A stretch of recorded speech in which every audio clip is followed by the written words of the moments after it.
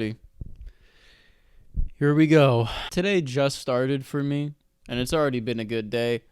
My pre-order for Resident Evil Requiem is available for pickup, which I'll be doing right after recording this video. And last night, I finished all 50 individual nominations for the 2026 Oscars. I didn't watch them all in one day. I think that's actually physically impossible. I watched more than half of these within the past, I want to say, month. As I've promised in multiple videos now, I will be ranking every single individual nomination from worst to best. For most of these, I won't be going as in-depth as I would in my normal reviews, just for the sake of time, and this video hopefully being less than an hour long. And I've already talked about some of these movies in depth on my channel already, so at the sake of repeating myself for the sake of myself, I won't be as in-depth with those movies. I mean, let's just fucking get started, man. I got a lot of fucking movies to talk about, man. And all the way at the bottom, number 50 is and about 90% of y'all just clicked off the video. I talked about this in my best and worst movies video, but to reiterate, I find pretty much everything about this other than the animation to be incredibly annoying. I hate the voice acting in this movie. I think it's awful. I hate the dialogue in this movie, especially during the romantic scenes.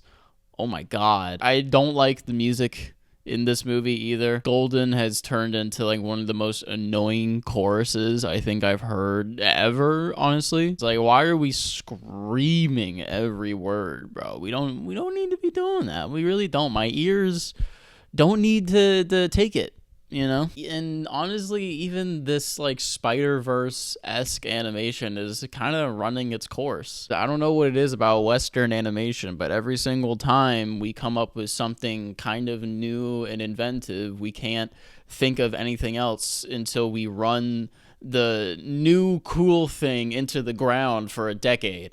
It's like,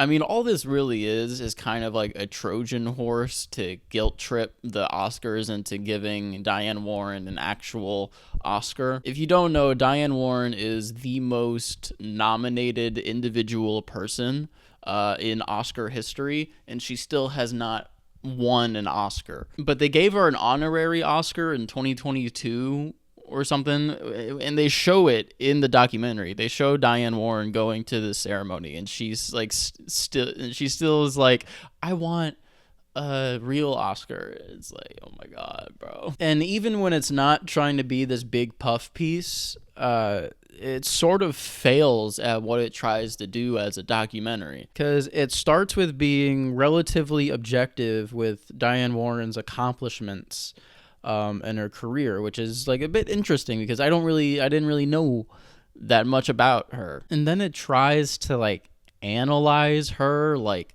psychologically in the most surface level way possible. Diane refuses to let people into her personal life, which is all well and good in itself. Fine, do you have your private life? But it makes for an incredibly frustrating documentary. The way this ends with the really kind of bad song that's nominated, it's just a puff piece and trying to guilt trip the Academy into finally giving Diane Warren a real Oscar.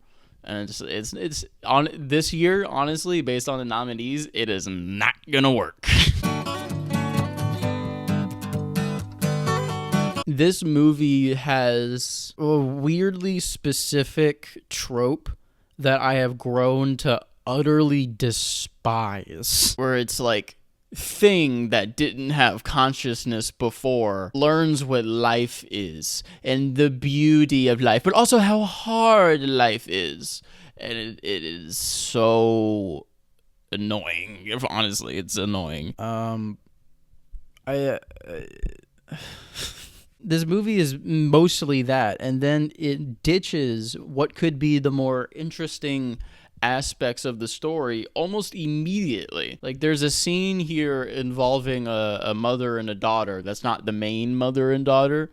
That's like the most interesting and complicated, complex thing in the entire movie, and it's like glossed over almost immediately, and it's like, fuck you, fuck off, you are not Ghibli. You are not Ghibli, little bro. You are not. It's trying so hard to be a fucking, like, borderline Studio Ghibli movie. It's even set in Japan, bro. It's about French people briefly living in Japan. It's like, oh my god, shut up. Shut the fuck up. I mean, first things first, beautiful, absolutely beautiful cinematography. This movie is very pleasing to the eye. It's just not very pleasing to the rest of my senses, especially smell. I cannot smell this movie. Such a nothing burger of a story and a main character. Like, this guy just kind of like wanders through his life experiences, and the movie never really has anything to say about that other than life is a bitch, but isn't it beautiful? It's the same fucking shit as the last movie, bro. Like, give me $1 every time I've seen that in a movie. Like, genuinely, seriously, I think I would have like at least $20 at this point. All of like the cutting to the flashbacks of shit that happened earlier in the movie, like, genuinely felt insulting to me. It's just such a cardboard character. Like cardboard, whenever it absorbs something, it just disintegrates into nothing. Chewing on a piece of grass, walking. I mean, this isn't really a documentary. Like, it's such a confusing nomination. I mean, it feels incredibly orchestrated. I mean, especially since there's a goddamn writing credit. Some genuinely beautiful shots, but it feels way too vague to like actually be poignant about what I think it's trying to say. There was a cute like little fox or jackal in it though. That made me smile a little bit. So down the road. I mean, very neat thing that happened, very admirable for the real people involved, and very nice visual effects. But this feels like probably the most basic way you could probably tell this story. I mean, especially everything involving Matthew McConaughey's family in this movie. It's so obvious and especially corny what it's trying to do. Like, that part really brought down the entire movie for me. Like, when the more action-y set pieces are happening, it's pretty solid, but just all the family relationship stuff is just like, oh, brother. Tell me how long you gonna... I mean, pretty basic and slightly misogynist. Slightly? I don't know. The only people in my theater giggling at this were women. So I might be like a little too woke right now, but I think there's definitely something to be read into here about how it is like probably like slightly misogynistic. Some interesting animation techniques here. I don't think it looks terrible. It's got a purposeful style to it. This is pretty easily forgotten after it's over. So stay here, Joe. The first of many incoming movies and whatever, just of Israelis being like, I'm one of the good ones. So, I mean, that's not all this is. It does tackle, like, people being framed by Israel and misread by Israelis. So I like that aspect of it. I get what this is trying to say generally. But I like dead ass don't understand the B plot here and why it's even in the movie. I might be stupid, but I genuinely can't like make sense of why these two plots are in the movie. They feel like completely separate, and just the way it ends is like, I don't care. People say this town don't look good. Oh my god, I hate the character design in this. I hate it. It's weird because the characters' mouths don't move most of the time. Their facial expressions don't change most of the time. Even though there's specified bits of narrative dialogue actually saying those changes were happening. Like, there's multiple times in this movie where it's like, the boy let out a smile, and like just nothing happens. It's like, I don't know, like, whatever, man. The story's fine. I will say the best part about this were the sets. Like, the set design in the short is really immaculate. It's just like strange choices here. Maybe budgetary, but it really just does not work. In snow. The way this ends is so fucking weird. Like, I don't understand it. Plus, there's this thing with a character that's set up like at the very beginning of the short that is very deliberately chosen not to be paid off at all. This is about a bunch of people in a bar enter a singing competition. And it's basically a compilation of old people singing, being like, "Whoa, I didn't know you sung that well." There's this younger guy, what I thought would be set up to be like a timid, quiet little guy that bursts and wins the singing challenge. And he just straight up like walks out of the exit halfway through and never comes back. I like, what? I mean, I think there's something to be said here about secret talents and wasted potential only realized until it's too late, but it doesn't really focus on it enough to really be that impactful. Like, I kind of had to like dig into like my cranium to really come up with the meaning of this one. You don't care, I know. Other than sometimes Ethan Hawke's performance and just kind of like the general idea of this movie taking place like in real time in one location, other than those aspects, I really don't like this like at all. That scene with Margaret Qualley and Ethan Hawke like in like the closet or whatever, like deadass almost put me to sleep. There's a lot of weird Marvel-esque reveals of like plays and writers from the 50s. What do you think about this book with the mouse? I think it should be called Stuart Little. Stuart Little. It's like, fuck you. Fuck off. It's a strange one that I can definitely understand why people like it so much. I definitely get it. But it's like, it's really not for me. This one is not for me, man. Ventura Highway. Not gonna lie, Hugh Jackman deserved an acting nomination before Kate Hudson. I mean, this is pretty much just a general basic music biopic, even if it's trying really hard to convince you that it's not and something different. It's fine. There's a couple really good shots in this movie. I'll say that. I mean, and you best believe fucking Suleiman was stuck in my head all day after watching this, bro. Holy shit. Suleiman. In the sunshine. I mean, pretty much the bare minimum of a Disney movie at this point. And definitely some creative bits here and there, but really only in the background. I haven't seen the first Zootopia in a while, but were there this many really shitty and unnecessary animal puns in the dialogue itself? Like, I get it being like a sign in the background because that's like a cool little gag, but it's like, I gotta like hear animal puns in the dialogue. I don't want to. I mean, the story itself is, in its most basic terms, pretty much the same fucking thing as the first movie, which is weird because it's like, isn't this supposed to like take place like 2 weeks later or some shit? In the first movie, it's like Nick and Judy were framed by this criminal mastermind, and then like they get framed again, and everybody's like, oh, it's definitely not what happened like last week. Whatever, man.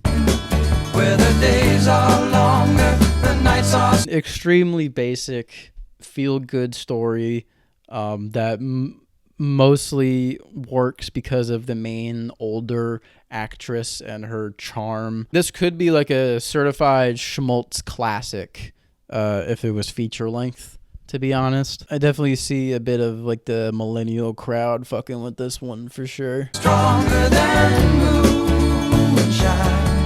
Bro, We get it. You want to be Miyazaki so bad. We get it, bro. Oh my god. You are not Ghibli. You are not Ghibli, little bro. I think this movie desperately needs another 20 minutes or so for Arco to fully realize the consequences of his actions. Again, the most complex part of the movie gets introduced and it immediately ends. What? I also kind of hate the faces in this movie. The character design low-key sucks shit. Like, I really don't like looking at people's faces in this movie. They look so ugly. You're gonna go. I made a video about this a while back. It doesn't really work based on what I think it's going for. It feels like by the end of this, you're supposed to like Mark Kerr, at least more than I ended up being. The ending of this movie feels so fucking like smug. Like, isn't this freaking cool? And it's like, no, not really. I know. The racing sequences in this movie are the only parts that really give this any merit to me. I mean, they looked absolutely amazing in IMAX. The relationship angle in this movie feels so corny and forced. Like, of course it's directed by the same guy who did Top Gun Maverick. Of course. The dialogue in those moments is like pretty like horrendous, man. At least Javier Bardem's having some fun, man. That's all I can really ask for. Where this documentary kind of fails is kind of just like the general pointlessness of it. The way this documentary ends, it seems like it just boils down to not all Israelis want Palestinians dead, which I probably could have gathered without having to see all the psychopathic and pure evil Israelis that show up in this movie. This movie is so fucking like annoying to watch, not because of the protesters that are the subject of the movie, just the people that are like genuinely like Satan incarnate, bro. It's like, oh my god. The wind is blowing through your hair and the days. It's really not that bad, man. It's really not. It's just mostly entertaining popcorn schlock. I mean, it's a fucking Jurassic World movie, bro. It's like, you're not gonna get that much out of it. Dinosaurs are cool. I don't really give a fuck. This kind of gets like some points for me personally, since I can tell, even though it is still schlock, it's trying to be a little more Spielberg Jurassic Park than Chris Pratt Jurassic World. Although they did really try to make Dolores a thing, didn't they? Surround your daylight there. An interesting take on the Cinderella story that I unfortunately don't really get much out of other than a few moments. There's a scene with a tapeworm here that is like some of the most like physically animated and disgusted I've been by a movie, in a good way. While I do think the makeup was good, Oscar nomination worthy? No despair. It's a pretty cute movie, man. Some cool alien shit and a once-in-a-lifetime needle drop within the first 10 minutes. I was bound to at least think it's decent. I mean, I don't really got anything else to say. It's cute. It's inoffensive while it's on.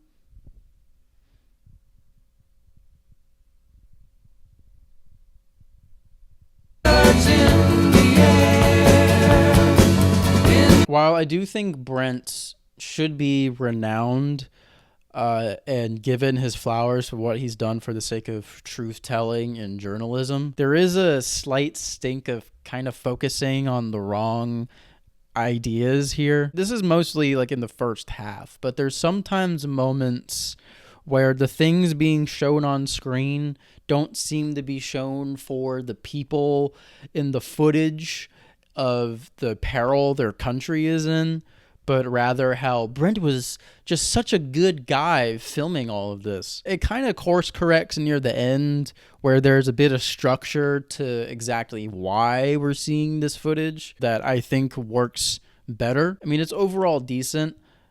Just too many problems that I can personally read into that hinders it from the potential of what this could have been. As an Avatar movie, it's low-key the best one. I mean, even if it is just kind of there for me. I mean, it definitely has the most interesting internal character stuff going on. Everything with Spider in this movie narratively is very interesting. I just wish Jack Champion was a little bit better as an actor. Again, I think the costume design nomination for this movie is extremely silly. It's like, they're not wearing costumes, brother. That is character design. And you do not have a category for that. I mean, it's just a fun little play on words with the title period drama. And I think it has enough self-awareness of what it is to where this doesn't become annoying. I can definitely see how this can be irritating to some people, but I had a good time with it. I really like documentaries where you're kind of just thrown into the middle of some super specific thing or place that you couldn't even guess even exists. This documentary is about basically a retirement home in Italy for renowned classical musicians. I think it could have done a little more with the themes and aspects of losing your talents as you get older. There's a couple scenes here with older people taking a class, trying to remember how to sing well again. That's a bit heartbreaking. Also, Claudio Giombi is one of the most charismatic motherfuckers I've seen in a minute, man. Every time he was on screen, I was like, this guy fucking rocks, dude. If you ever wanted to learn about just how seriously some people take this specific, very specific type of Japanese acting progressively over 3 hours, here you go. I was low-key getting some like Tar vibes from the last like 30 minutes or so, even if it is a bit too obvious where it's going. Makeup and hairstyling nomination for this has me kind of like scratching my head a little. Honestly, get rid of Avatar's costume design nomination with this, and it would make way more sense. On a falling star, waiting for the early. For me personally, this is another case of a documentary kind of focusing on the least interesting aspects of its subject. Something in this movie will get introduced and would make me think for a little, like, damn, that's pretty interesting. And then it immediately shifts focus to the person filming the documentary, which, depending on the scene in this, was a bit hit or miss. What this documentary is about is a school teacher / production manager that's documenting the changes and spewing of propaganda in Russia once they start invading Ukraine. It's still an incredibly interesting documentary, even with my complaints for it. I think the people living in America that go, oh, North Korea and Russia are so controlling over their people, should definitely watch this. There's some things happening in this documentary that I can 100% see an equivalent of eventually happening here. Some interesting statements and reflections on living with regrets and not having nearly enough time in your life to do absolutely everything you want to do, but it's just a bit too short for this to really have any real lasting impact on me. Like, I can ponder it in the moment, but then like probably I think like 15 minutes after I saw this, I forgot I watched it. Sorry, boy, but I've been hit by purple rain. I do like this movie overall, but I kind of feel that it's a bit too long for what this really is. I mean, this movie takes a while for shit to really start up and get going. So I'm not really that invested when this does really start popping off. And I'll be honest, I really don't see the hype over Wagnamura's performance here, other than the epilogue, which I do think he is amazing. And I want to say like the last 15 minutes of this movie. Until that, I just think he's kind of like serviceable. To be honest, I really don't see the hype here. Oh, come on, Joe. Out of any short film nomination this year, this is the one that I really want to be feature length. There's such an interesting dystopian world here that I really wish I got to see more of. I mean, what's there is great, and I love where this goes plot-wise. But I could honestly could have used another like 40 minutes of this. You can always change your name. Man, there's really nothing like editing one of these types of videos and realizing that you forgot to talk about one of the fucking movies, right? I kind of feel too stupid for this movie, to be honest. I see the really amazing performances and the emotions on the screen, but I just can't quite fully connect with it, at least emotionally, which is a personal issue rather than a fault of the movie itself. But if I'm ranking these on like personal preference, it's got to be like near the bottom of the 8 out of 10s. It's one of those ones where I agree 100% that it's a really good, probably great movie, like 100%. Like I see you, I hear you, but not that much, you know? Thanks a lot, son. I saw a few people describe this as church DVD core, which is kind of true from what I can tell. But I didn't grow up religious, so I can just take this as the cute short film with really amazing animation that it is. It's got a cute bear and a cute tree, very sweet ending. What's not the like, man? What's not the like? Just the same. I definitely connect with this documentary's feeling of trying to be too woke all at once. It's really hard to enact new progressive laws and policies without having to take it like pretty much as slow as possible. I mean, realistically, how shit gets done most of the time. Ventura Highway. I think this movie really gets better as it goes on. This movie's first act, I definitely understand why it's paced that way, but I kind of just wanted to get a move on. But once it does, it is really just fantastic stuff. I mean, like the last 40 or so minutes, it's just insanely tense filmmaking. Also, this fucking dog is probably like the most chill dog of all time, bro. Like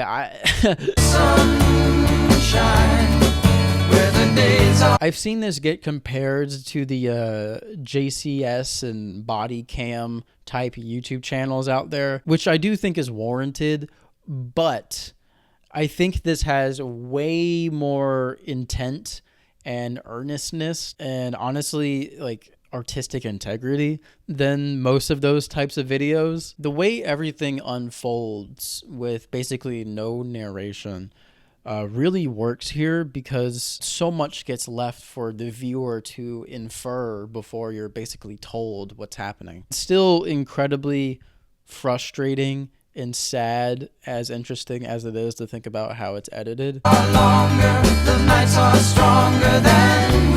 Insanely creative animation here. From what I can tell, each shot is painted on a canvas and is continuously painted over each frame until the shot breaks, which is insane to me. It makes for such an intriguing and thought-provoking viewer experience. It gets kind of surreal and dreamlike, just the way everything moves and coagulates together, especially coupled with the really tragic true story that's being depicted here.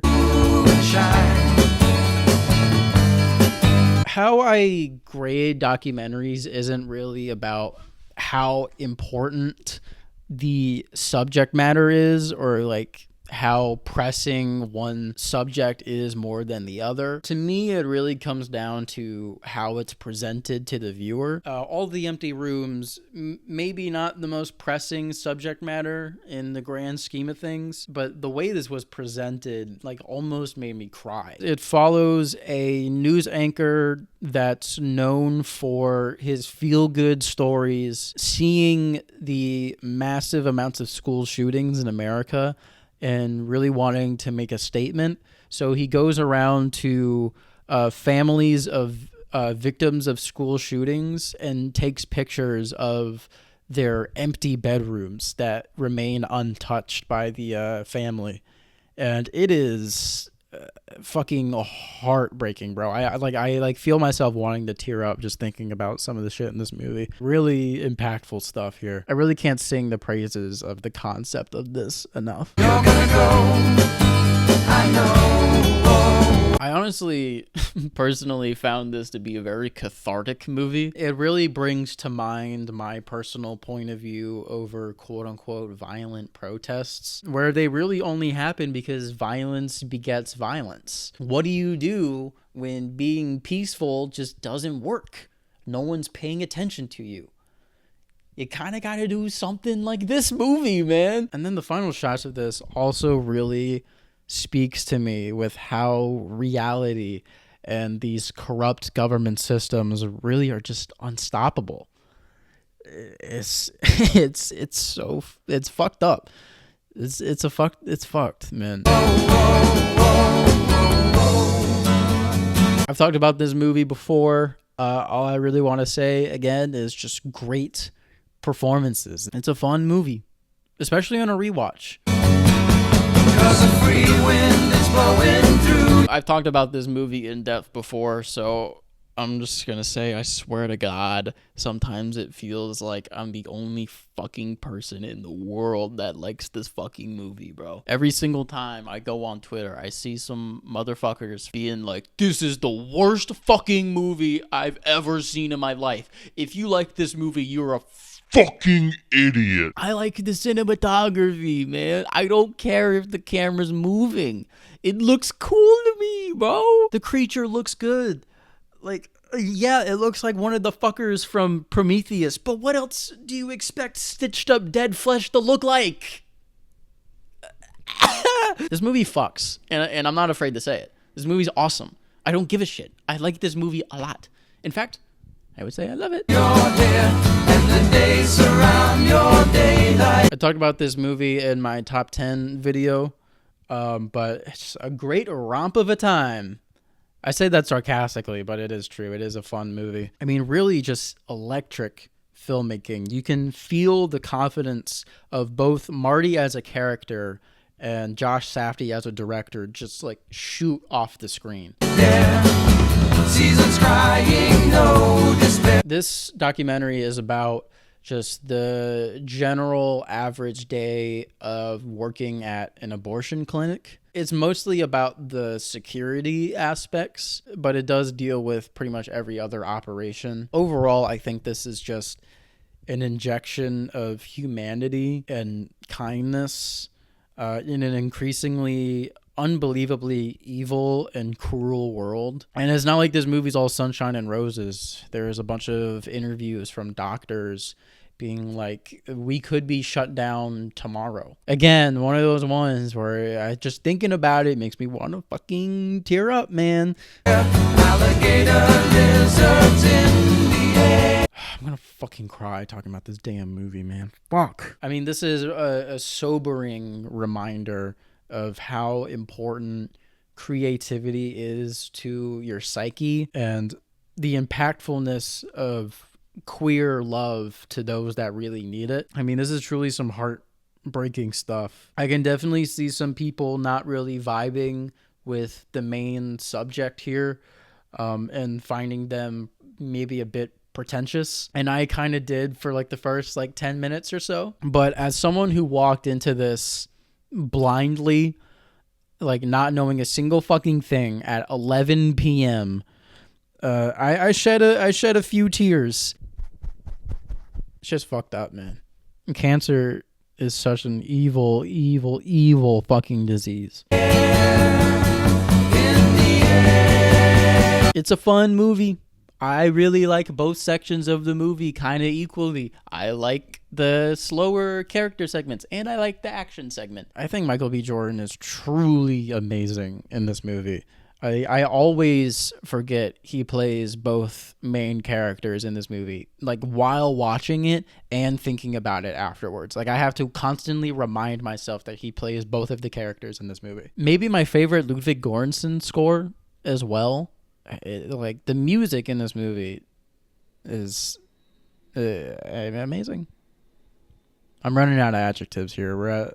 I'm so close to the end.